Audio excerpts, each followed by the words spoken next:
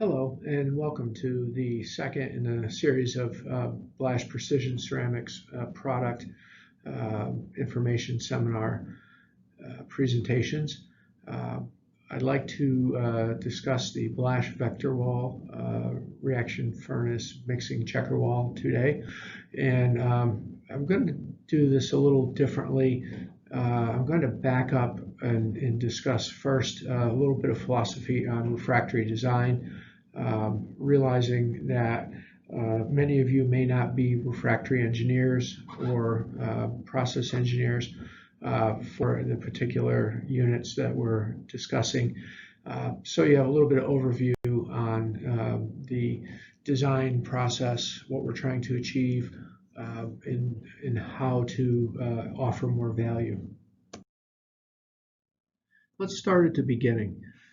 For example, in the case of old Greek architecture, engineers have been asking tough questions for thousands of years, like, how do we design this thing so the stone beams won't crack and fall on our heads, thus killing us? In this case, you can see they simply added more columns. This is referred to as the brute force approach, and while it is effective, it does have significant limitations in that you're reaching a point of diminishing returns and you remain limited by the parameters of the original design. The right question should not be how to make the existing design work better, but how to best achieve the aims that the existing system was designed to address. For example, how can we span greater lengths and support more weight? The right answer almost always starts with a fresh look at the problem in a blank sheet of paper, and it can sometimes yield solutions that are great leaps forward. The problem in the process industry is that things have been done a certain way for many, many years, oftentimes because of limitations in refractory technology. You're limited to relatively simple cast shapes or brick and mortar or castable refractory, and there are only so many things you can do with those. So the process has evolved in limitations imposed on it by those materials. So you want to get the process engineers and ask them, what is it that you are trying to achieve here? Not what is it that you're using today, how would you improve that, but what is that thing that you are attempting to do most effectively? And then when they can explain the process to you that way, you basically then build refractory around it in a way that enables them to operate in a most efficient manner. And sometimes doing that makes all the difference in the world. First, we're going to discuss mechanical reliability. This is because oftentimes these problems come to us cloaked in terms of reliability, longevity, and we need to address those, but then also learn to dig a little deeper. These photos that you're looking at are different structures that exist in combustion chambers, and they show typical shapes that are available to put in these systems. The lower left-hand photo is a series of bricks mortared together in an open weave pattern.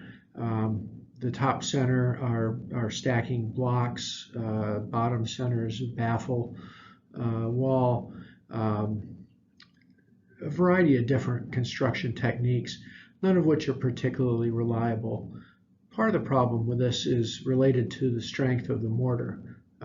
Mortar in and of itself is not particularly strong bonding mechanism, and at high temperatures can only exhibit strengths of maybe 500-600 pounds per square inch shear strength, whereas the refractory material you're trying to adhere together will have 10 times that strength.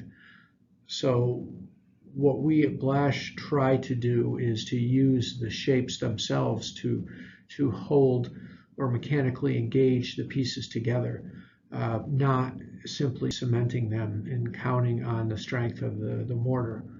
The other problem with the mortar approach is these units cycle repeatedly to very high temperatures, and this cycling, this expansion, this contraction causes the mortar to crack, to the slip plane to come apart, and the bodies then become relatively unstable, quite unstable.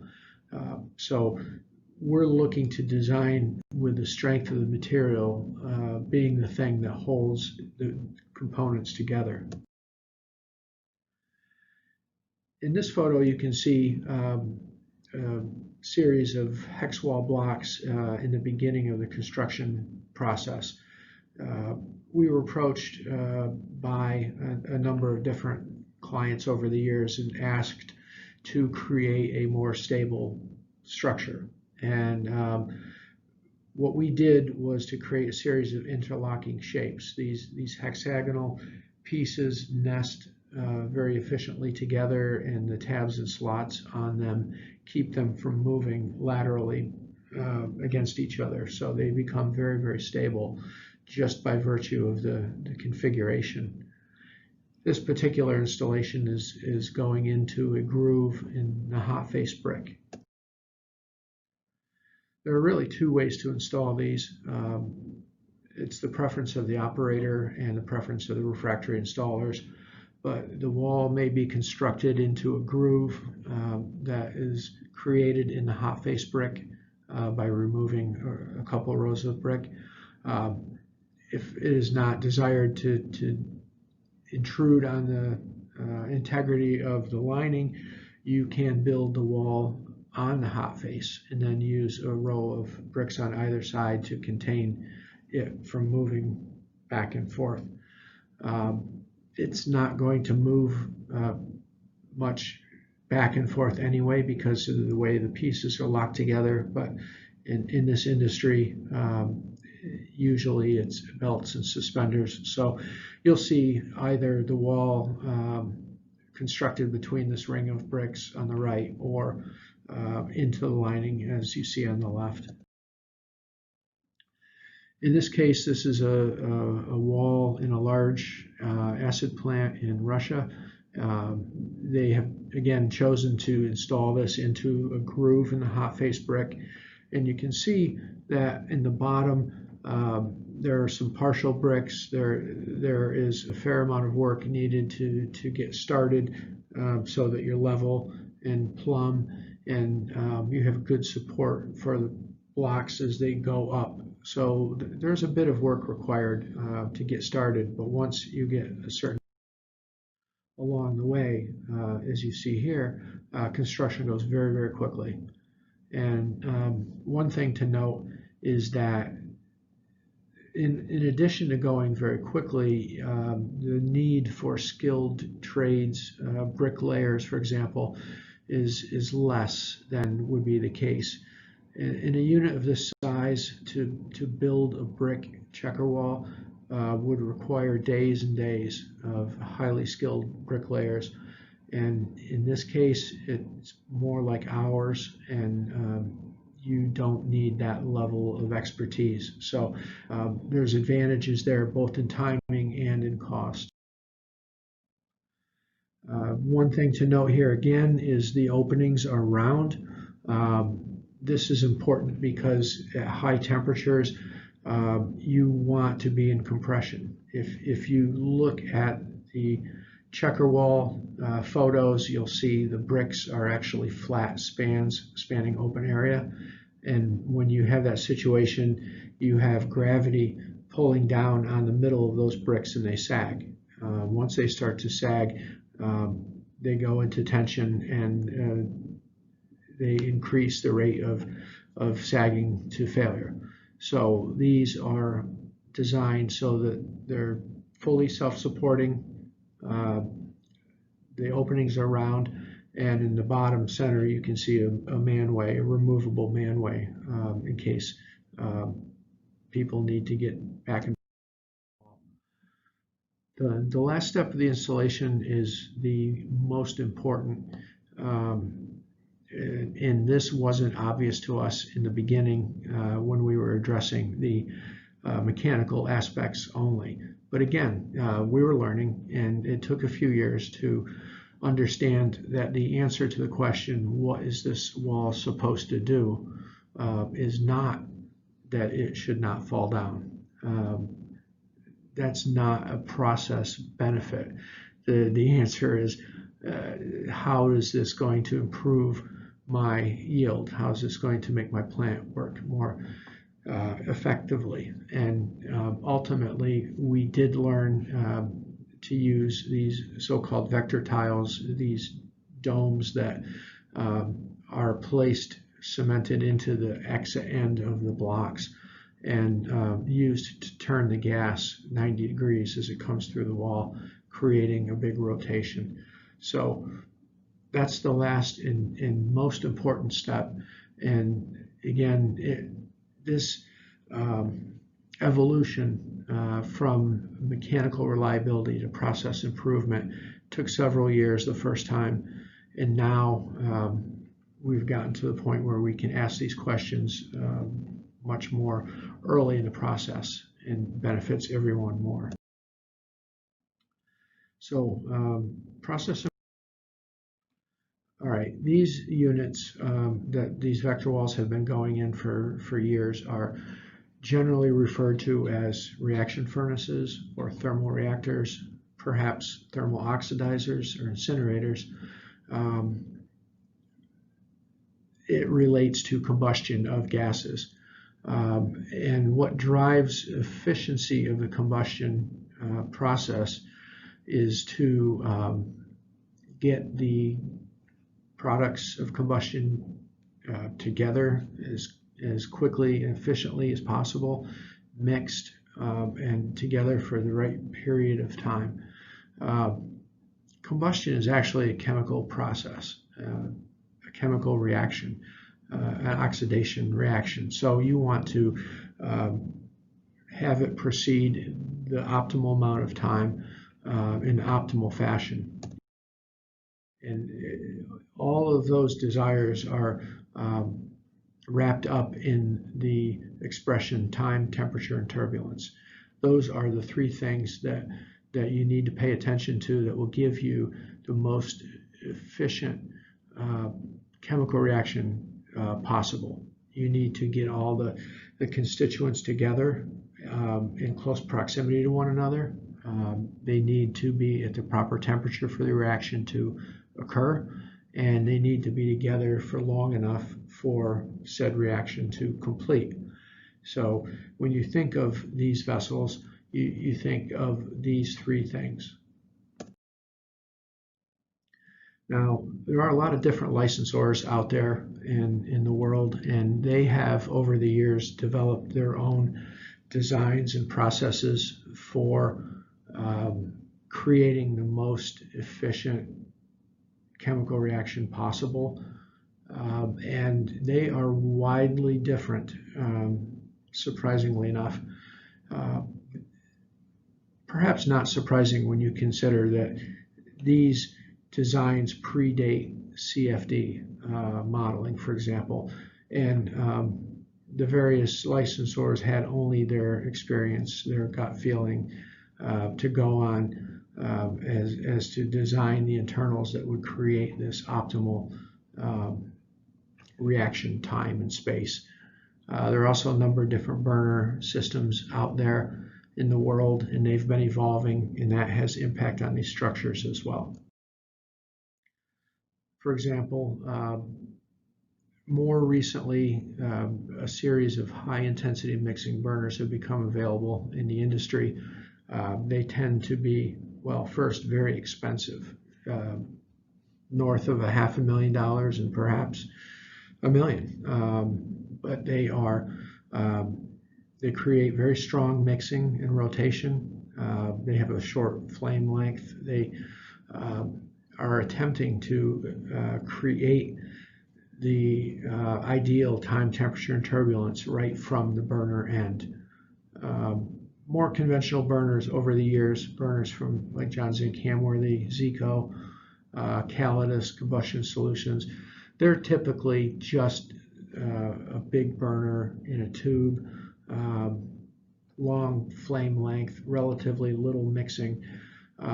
So those type of systems have required these structures in the furnace to make up for the shortfalls of the burner. And every once in a while you run into a burner that's mounted not at the end of the furnace, but perpendicular to it, and that's an effort to create rotation as well. So again, three of the different structures that you'll see in these types of units, these thermal reactors, would be a checker wall, which is the top center. That's just a 50% open area wall that creates turbulence and mixing. In the center is something called a choke ring. That is a restriction in the diameter of the vessel, and that creates a certain amount of return flow back toward the burner, back mixing. That's a design that's quite popular with Jacobs, Comprimo, Worley Parson. And then the bottom represents a baffle system, which you typically see in sulfuric acid plants, where they'll have several of those to create high shear mixing. Now, the choke rings and the baffles are interesting because you're actually returning, well, even the checker wall, returning a percent of the gas back toward the burner. And that rejection of the flow does two things. It creates a percentage of the gas that's going to be in the furnace a lot longer, and it also speeds the velocity of the gas through the body. So the gas that gets through the opening gets through much faster. You're creating a venturi, you're compressing the flow, you're increasing the velocity. So you have a very broad span of time that any particular specific particle might be in the furnace. When we started doing this, we used the example of microwave popcorn. I know it's kind of silly, but if you get a bag of popcorn, you put it in the microwave, you hit the popcorn button, and 2.5 minutes later, the bell dings, and your expectation is that you're going to have a bag of completely popped, perfectly done popcorn. That's because it's all in the spot it needs to be in for the time it needs to be there, and that's a very narrow residence time distribution in a very efficient series of chemical reactions. You would not expect to have 1/3 of the popcorn burned to cinders and 1/3 completely unpopped. That would be unacceptable to anyone. But the way these reaction furnaces, these thermal reactors operate often is like a poorly designed microwave. So you're getting lots of variation in resistance. So back to the structures, what do they do? What do they have in common? They're trying to shape the flow. They're trying to create the optimal combination of time, temperature, and turbulence within these furnaces. This graph will show in blue a vector wall distribution. You'll note that the highest frequency of perfect residence time is dead center, and the distribution on either side of that is quite tight. The reason for that is because as the gas passes through the wall and begins to rotate, it creates something called a plug flow. So that type of rotation and flow causes the gas front, if you will, to move very consistently downstream. Everything that's in that rotation is traveling the same length. They are going the same distance to the exit. You get a relatively tight, narrow distribution of your residence time. The red is a choke ring type of configuration where you have a percent of the material exiting very quickly. That's the material that goes straight through the middle. It gets a little boost from the venturi, and it's out of the furnace well before there's time for it to mix, much less react.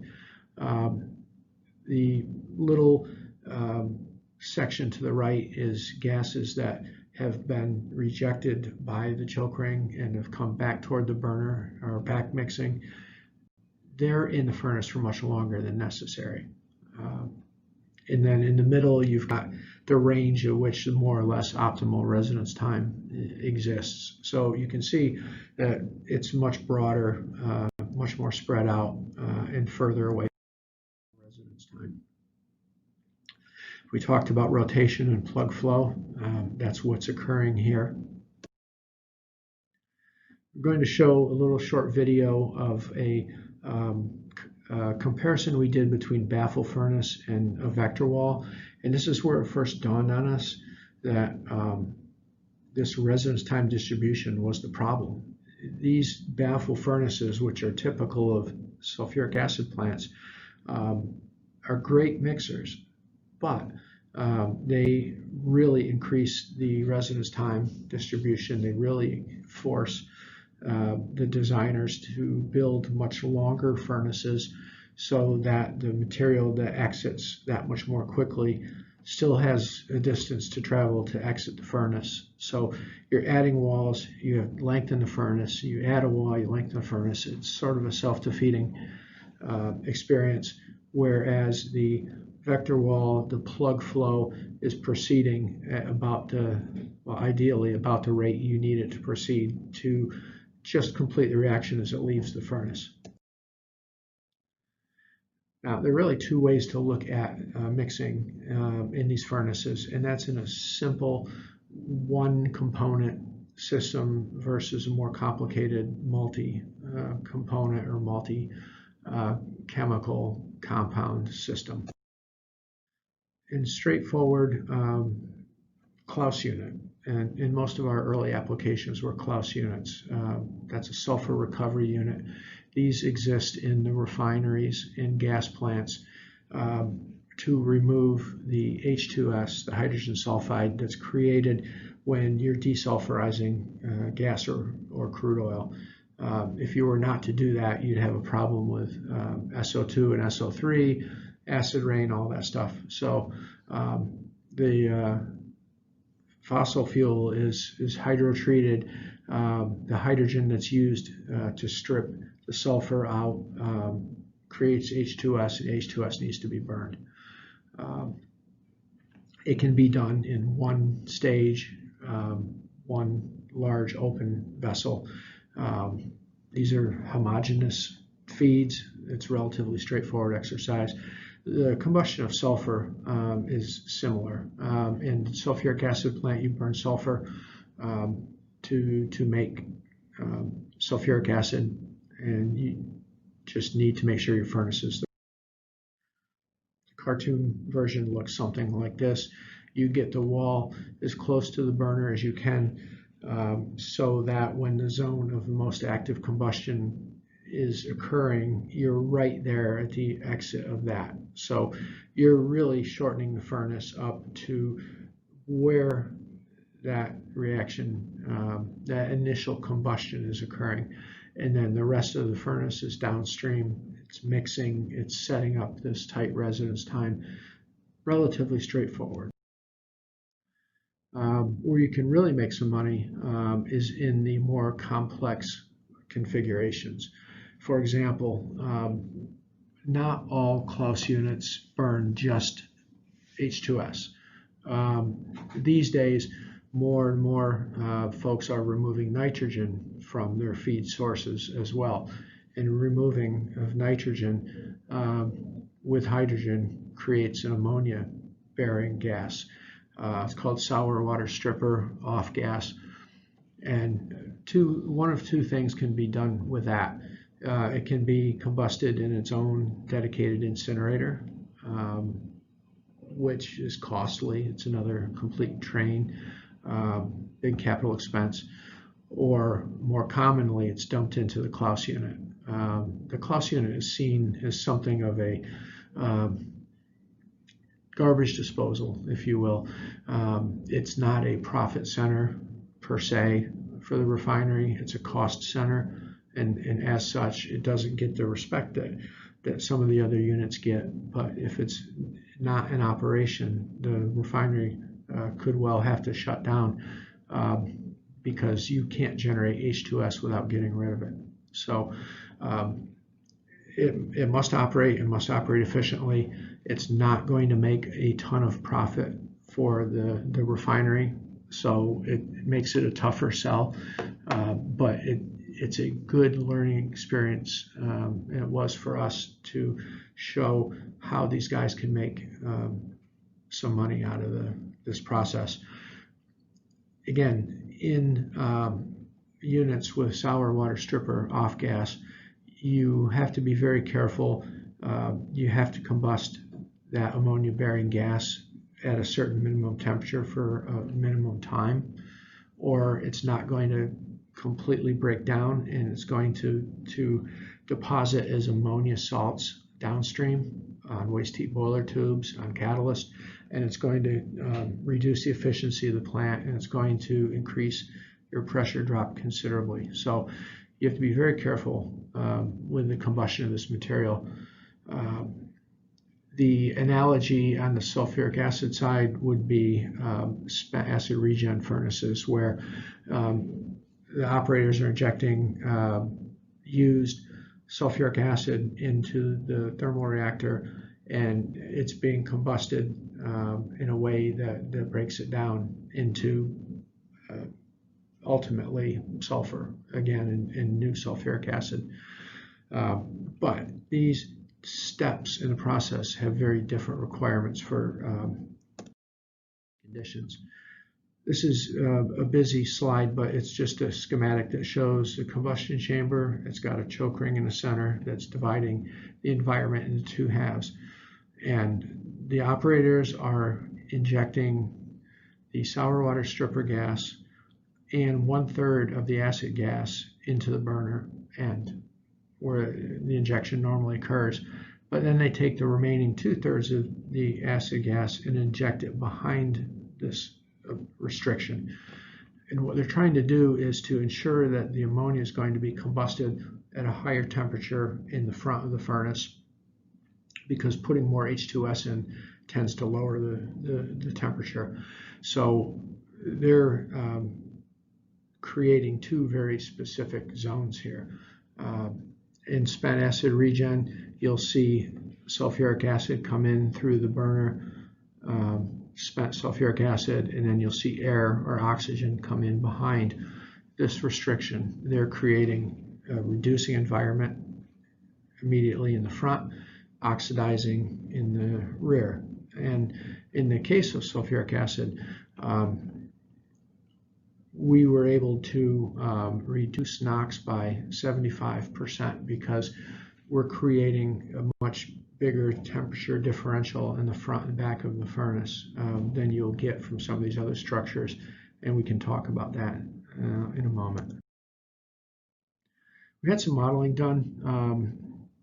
We have a technical agreement with DuPont MECS, where sales of these vector walls into sulfuric acid plants go through DuPont. They have worldwide rights to that.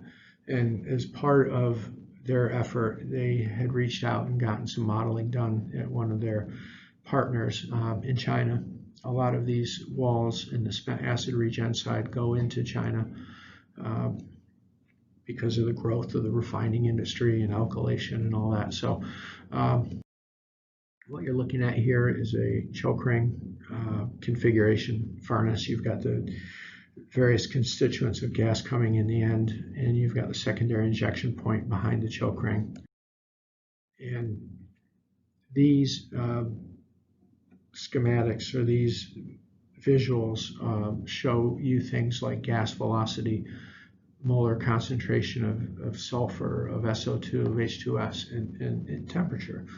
And these are real reaction kinetic modeling outputs. They are very expensive. There are thousands of reactions that are occurring simultaneously in these furnaces, and you're probably talking $100,000 worth of modeling for output like this, but this is about as good as it gets.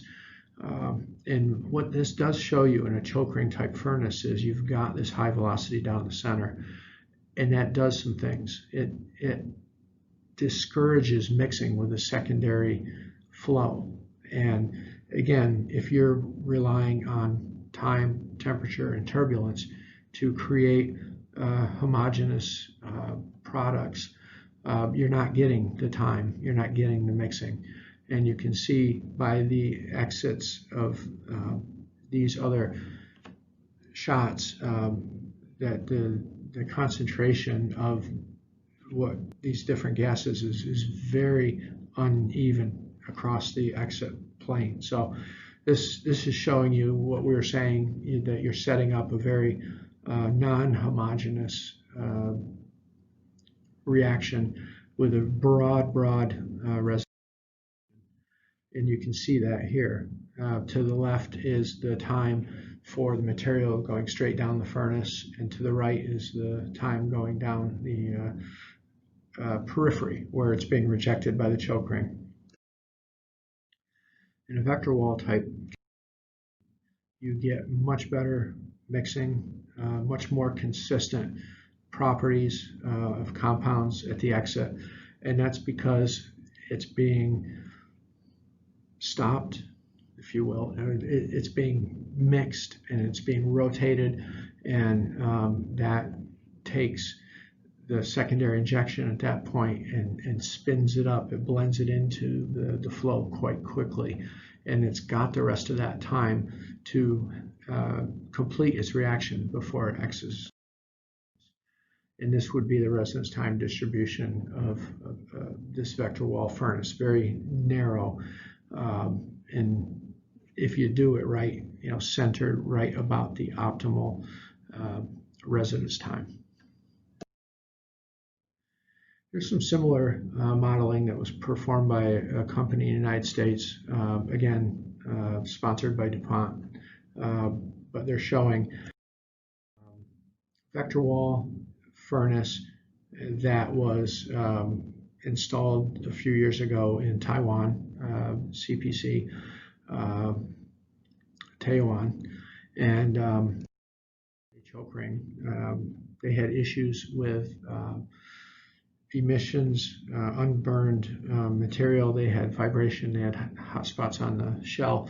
And you can see, again, the velocities through the center of this choke ring increase, and it gives you a broader distance between those particles that go straight through and those that do not, whereas the vector wall in the top, much more consistent. This is an important slide because this is showing you the destruction of ammonia, sour water stripper off gas. You need a certain amount of time at temperatures in excess of 1250 degrees C.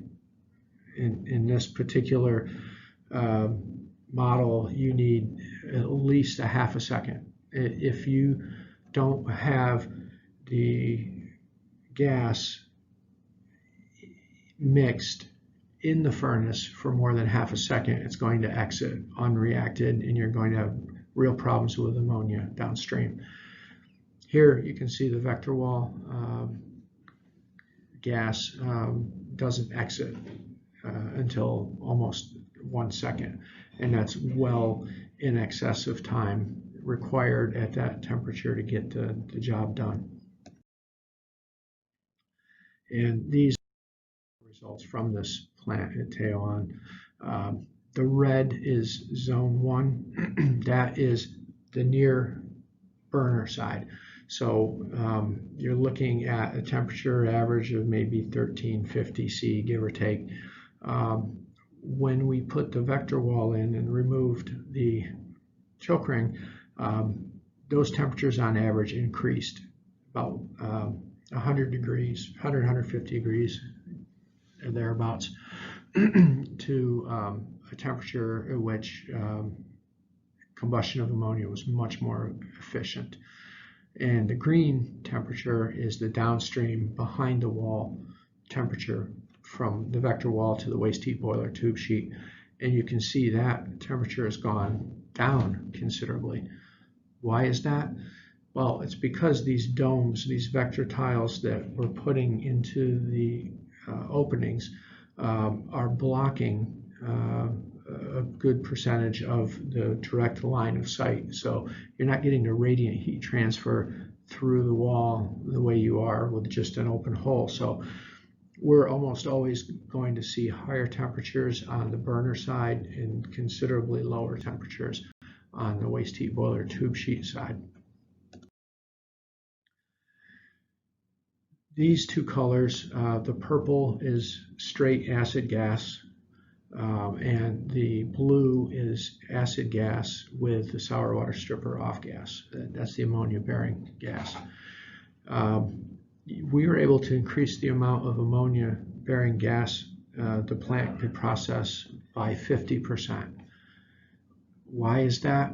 It's because, and you have to be careful not to put too much in there or you're going to damage your equipment, but the temperatures are so much higher, the mixing is so much better that they were able not only to completely combust to eliminate the ammonia bearing gas, they were able to add 50% more of it and still get the job done, all the while increasing the capacity to combust hydrogen sulfide.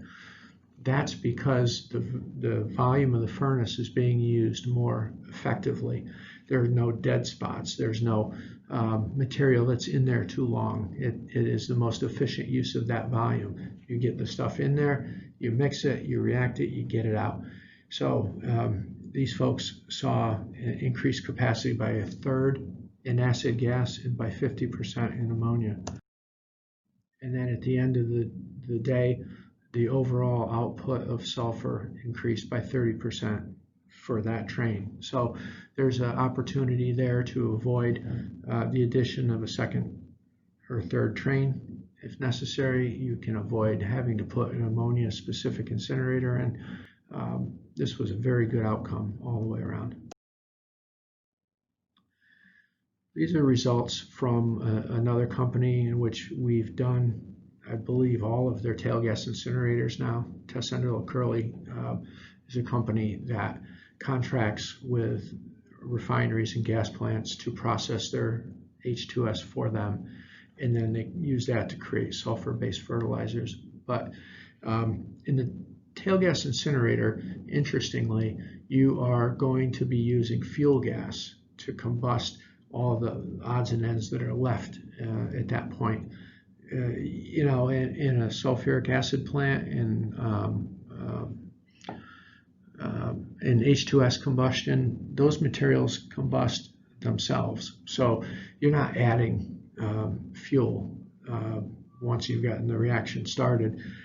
In a tail gas incinerator, you're running on almost all fuel gas, and we were able to reduce the fuel gas requirements by almost half. That's real money.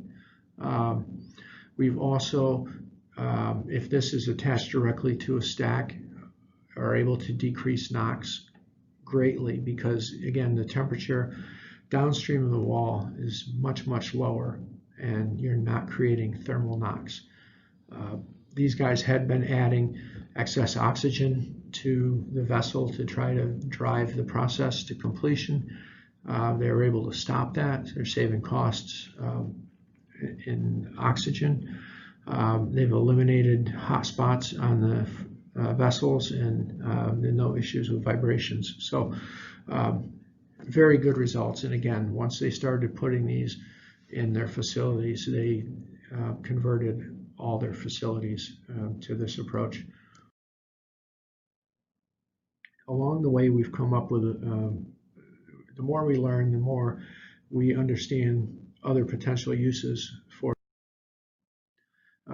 We are using the vector wall to control flow, to control temperature distribution, front to back, hot to cold. We're using it to control the time that the material may be in the system. This is a piece of equipment called a CO boiler. And you'll find those in some FCC units where you're creating a fair amount of carbon monoxide and you're going to combust that. You're going to drive it to CO2 and then take that off. These units, some of them, depends on a licensor, are U-shaped, meaning the CO is coming in from the top right, it's mixing in the combustion chamber, the bottom right, and then it's expected to turn the corner and head back upward over a series of convective heat transfer surfaces. We got some inquiries from some folks that were saying, we're having problem with abrasion of catalyst fines are trained in here, so the refractory lining along the bottom and back walls is being abraded, and they're not getting the full effect of the convective heat transfer surface. So they wanted to know if we could use a VectorWall to attenuate the flow coming out of this combustion area. And this is a temperature profile as compared to the velocity one that was on the prior slide. This shows the heat remaining in the back wall along the location of the highest velocity flow, and that's where all the abrasion was. But then you don't have good coverage of your high heat across these tubes, so you're not collecting as much heat as you could or would if it were more spread out, is what you see on the right. So in the two cases that we put these in, we saw considerable improvement in not only the longevity, but also the process efficiency of the unit. And lastly, this is a thermal oxidizer in an investment casting aerospace company where they're melting wax out of investment molds. In that process, you take blades and vanes, airfoil shapes, you mold them into wax shapes, you put them on a tree, if you will, and you take that tree full of parts and you repeatedly dip it in a ceramic slurry to build up a big shell. You then melt the wax out of that shell and pour metal in, and that's your investment casting. The melting out of that wax creates volatile organic compounds, VOCs, and the purpose of the thermal oxidizer is to destroy those. And again, along with the chemical industry, you want to make sure that they're in there long enough to be destroyed, that they're properly mixing so that they can properly react. And this wall here looks closed. It's actually not. These domes are a little bit different shape. They still allow flow through the wall, but they stop almost all radiant heat transfer. So this is a very efficient use of the VectorWall concept. So once again, to recap, always ask, what are they trying to achieve? What is the customer looking to do? If they lived in a perfect world and could design the process from scratch, what would it look like? Then you can start to put refractory around that, and perhaps you design a cathedral with arches instead of a square little church with tiny square windows, for example. Also, take this process and apply it to other applications where people may not be happy with the way things are. They've just always been that way. Ask questions. Ask them, how can we make things better? And we're stumbling across new uses for these products all the time. And you may too. Thanks.